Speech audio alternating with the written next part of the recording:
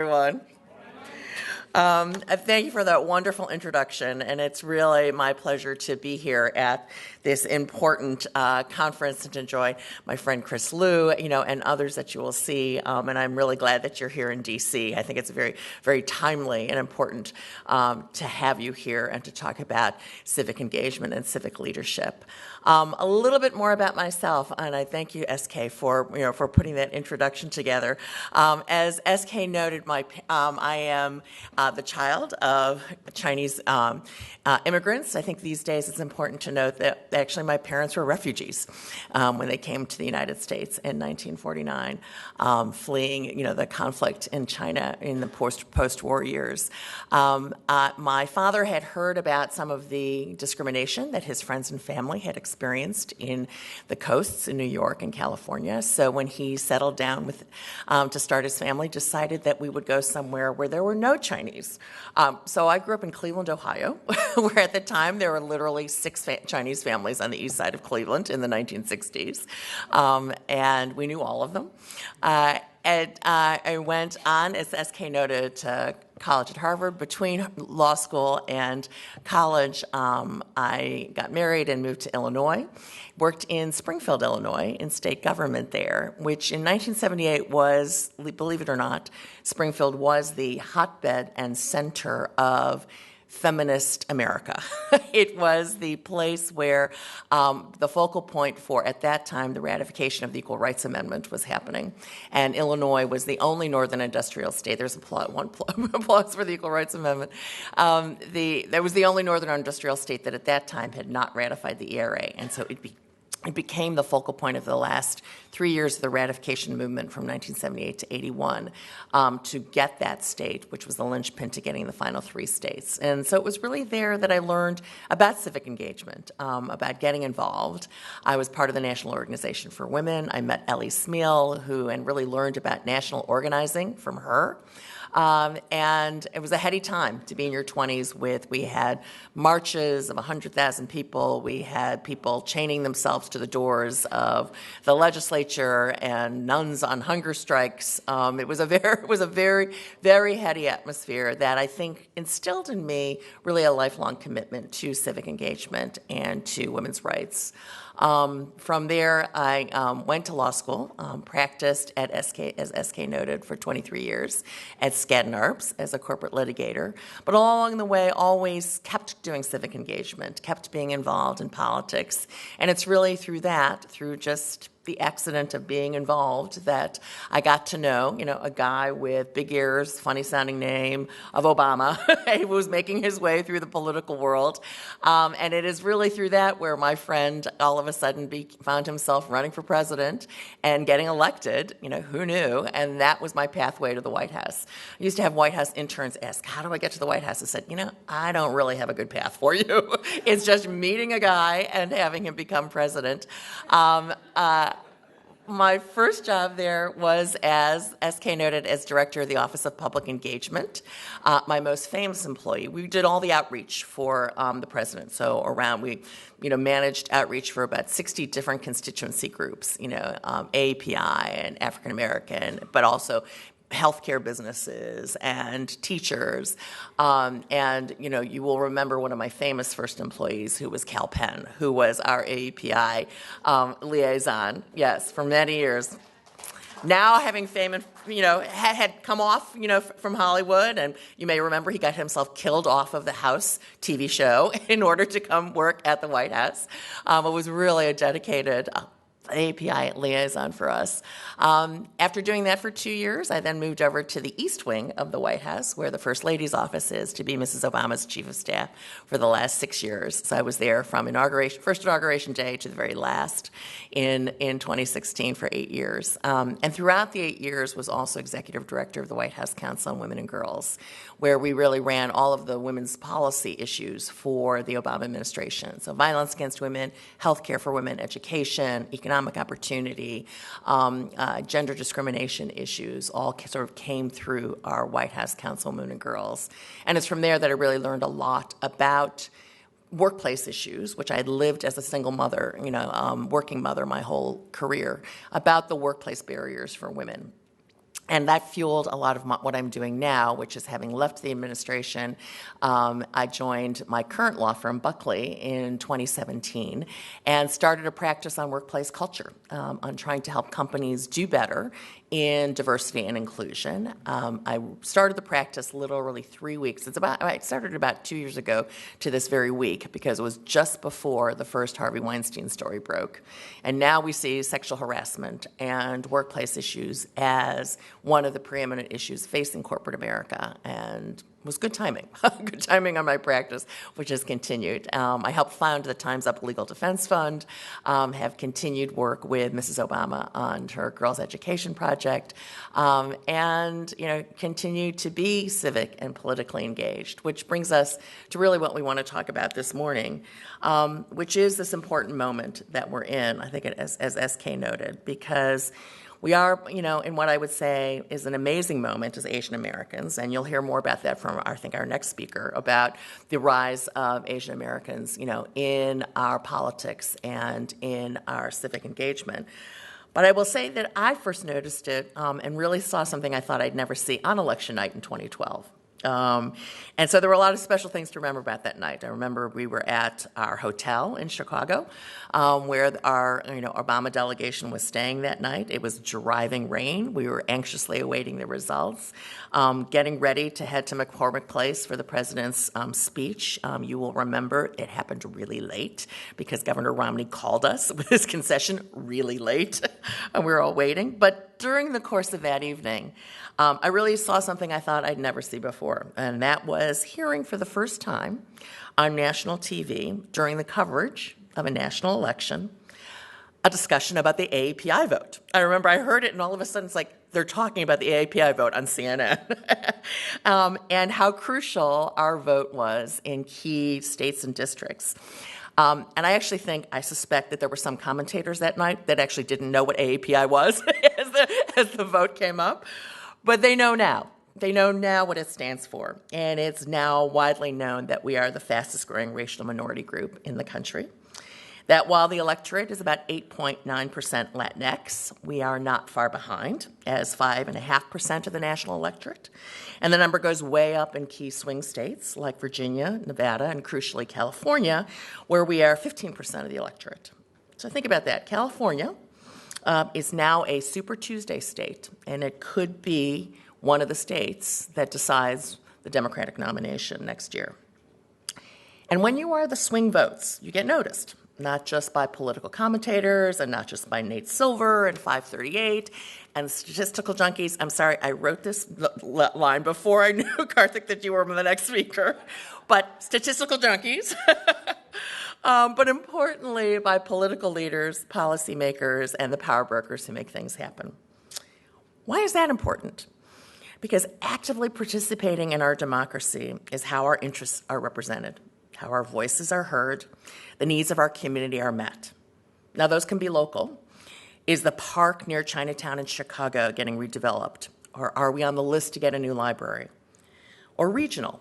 When an oil rig blows a hole in the ocean and a massive oil spill spreads through the Gulf of Mexico, do we have language and cultural experts as part of the emergency response to assist Vietnamese fishermen whose livelihood depends on the Gulf? Or national, do we have the right resources in place to ensure our community is fully and accurately counted in the upcoming census? If you have political power, a political voice, these issues get attention and they get noticed. Without them, well, we've seen in our history what happens to communities that are ignored and are unable to prosper, or worse, communities that are subjected to discrimination, segregation, isolation, or even worse.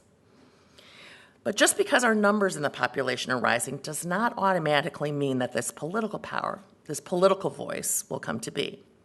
Now, there's several things that have to come together to make that happen, and that's what you're here to talk about. What are some of the key ingredients? Well, you have a series of great speakers throughout this conference who are all experienced and understand how to organize and empower communities. And not every piece of advice is right for every locality, every neighborhood, every community. But it's vitally important to listen, to share, to cross-pollinate, and importantly, as SK noted, to make the connections with each other that make empowerment happen. So with that caution, I'm still going to go ahead and give you my thoughts on what those ingredients should be. First, our numbers, and this is really key, this is what your conference is all about. Our numbers only work when we are Pan-Asian, when we celebrate the unique culture of our ethnicities, but we come together as one AAPI community. It's worth remembering that we did not always think of ourselves this way.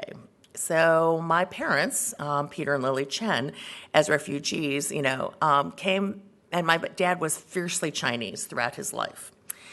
If you've ever seen the movie, My Big Fat Greek Wedding, those of you remember, my father was the Chinese version of the Greek father in that movie, the guy whose every sentence includes an explanation of how the origin of all good things in the world was Greece. My dad would frequently exhort any listeners about the superiority of Chinese culture. He most definitely did not identify as Pan-Asian. Indeed, it was not until I went away to college that I actually experienced any Asian food that was not Chinese. I didn't really know anything about Japanese, Indian, and Vietnamese food until I went away from home. And for those of us ABCs, or the other ethnic versions of American-born Chinese, Japanese, Sri Lankan, we must remember that the idea of the melting pot of America is unique in the world, and ethnic and cultural identity is a critical and important part of who we are and where we came from. But it does not take away from our ability to join across ethnicities, across regions, across language and cuisine as one Pan-Asian AAPI community, to see the common experiences we share as Asian American Pacific Islanders, to enrich ourselves in the celebration of our diverse heritage, and to find colleagues, allies, indeed deep friendships and bonds with one another. That is a starting point for generating the numbers we are starting to see on election night. You're doing that with this conference, bringing us all together to talk about empowerment and engagement, and we should work together as a community. But it's not enough to just come together. We also need to develop an agenda. As Director of Public Engagement for President Obama, I saw that the most effective advocates were those who came in with a clear agenda, a consensus in their community about what everyone needed to get behind. One of the best examples of this was the LGBTQ community, who had a clear set of objectives from the day one when we got there, and the order in which we should tackle them. And I'm proud to say, while we got not all of it done, we got a lot of it done. Gay marriage, getting rid of Don't Ask, Don't Tell, but importantly, all of that helped shift our collective culture from one of fear and discrimination against the LGBT community to one of acceptance and understanding. As an AAPI community, we should similarly work on our collective agenda, including issues like immigration. Like the country as a whole, our community was built out of the opportunities that our country's welcoming immigration history provided. My parents were put on a path to citizenship in post-World War II America by two separate acts of Congress, and then they were celebrated as they became citizens, not vilified or thrown off ferries as they were fleeing for their lives. Addressing immigration in a humane, dignified manner that is consistent with, not contrary to, our history as a nation of immigrants needs to be on our AAPI agenda. Next, the census. If next year's census is not carried out in a way that is reflective of the diversity of our community and our country, then our community will be among those that will suffer by not having everyone counted. That means census materials that are translated into enough Asian languages to reach our community. It means having census workers from and of our community to effectively reach out to encourage everyone to fill out the census. And it means questions that will not strike fear or discourage our community from coming forward. And then finally, we must also stay vigilant on the needs of our community as policymakers debate changes in programs providing social services, educational opportunities, economic opportunities, and those protecting against racial and ethnic discrimination. We seem to be in a period of retrenchment on those issues, especially on civil rights protections. And our community must be outspoken and visible in combating any erosion of civil rights protections, including the expansion of those protections to our LGBTQ brothers and sisters. On these battles, like so many others, it is important not only to focus on the needs of our community, but we must also be good partners and allies to our brothers and sisters in other communities. When a Latinx child from El Salvador is separated from her families and put in a cage, the policies that allow that to happen could easily be turned against the Indian student attempting to come to Harvard for his education. The jurisprudence that the Supreme Court recognized in 2015 to extend our constitutional rights to include the right to gay marriage was grounded in the jurisprudence that had similarly expanded and changed to protect Asian immigrants and Japanese Americans from exclusion and internment. Indeed, the fact that there was a time that the court believed our Constitution did not provide those protections to our community is a caution to all of us that our rights and protections against discrimination are not a given, and an erosion of the rights of anyone is a threat to all of us. We are living in a time where these threats are more real than ever before. Indeed, I say with confidence they are more real than I have ever seen in my lifetime. There are moments when I fear that the arc of the moral universe that is supposed to be bending towards justice is near its breaking point, and the fabric of this great American democracy is close to being torn asunder for good. Sherilyn Ifill, the brilliant president of the NAACP Legal Defense Fund, has warned that we should not assume as ethnic minorities become the majority of our electorate that the former majority will easily relinquish their power and privilege. The machinery of minority rule, as it was in South Africa, control of the courts, gerrymandering of the legislatures, suppression of voting rights, is being built right now. So that is why your conference here is so important right now. It's why civic engagement by our community, by every community, is important right now. That is why political engagement is important right now. Because the democracy we hold so dear, the rights we cherish and have come to expect, did not happen without struggle, without activism, without civic engagement. We are the beneficiaries of those who struggled and fought before us, people like Grace Lee Boggs, Gordon Hirabashi, Frank Korematsu, Minoru Yasui, Yuri Kochiyama. And we cannot be the generation that fails to keep advancing our rights. We cannot be the generation that lets our existing rights, lets the hard-fought gains of our predecessors slip away. So civic engagement is critical, but in this coming year, let me be even more precise. SK started that already this morning. Political engagement is critical. In our democracy, we make ourselves heard and seen as a community at the place where our citizens set the course for our country, at the ballot box. Elections do matter. If 2016 taught us anything, it is that elections do matter and can determine the direction our country takes. So my final message is to commit yourselves at this conference not only to civic engagement, but also political engagement. Despite the growth of our numbers in the overall election, that will only translate into real power for our community if we show up, register, and vote on Election Day.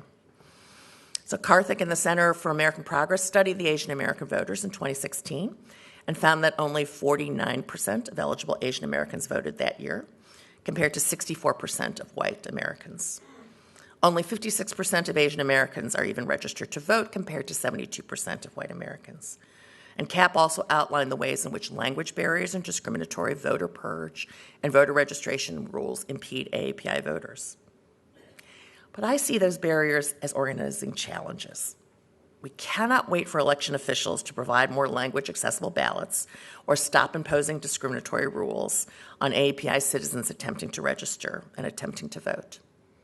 Rather, like the championship sports team that rises above bad refereeing, we need to be champions for our community and out-organize those who would keep our community from speaking with its full voice.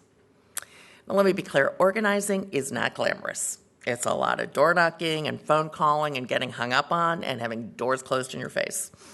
It's a lot of weekends and evenings. It's standing in front of the Asian grocery store with clipboards on a Saturday. It's being available at 6 a.m. on Election Day to drive voters or interpreters to the polls. It's a lot of patient explanation to an often skeptical community on why participating in our democracy is not threatening, not a waste of time, not being part of a corrupt government, as might have happened in another country. But if the leaders here in this room, if you all don't do it, who else will? So thank you. I want to thank you for the work you've already done. You are here because you are already hard workers. You are already leaders. You are already people doing some of that hard and not so glamorous work. But I'm asking you over the next 2 days of this conference to learn more, to connect more, and then to commit to do more. To commit, as SK asked you, to do more in the next 14 months and beyond. This is a generational moment. It is the moment you will look back on when your grandchildren ask you, where were you in 2020 when the world changed? And what did you do? You've taken one important step by being here at the conference. Now let's continue that journey. So thank you. Questions?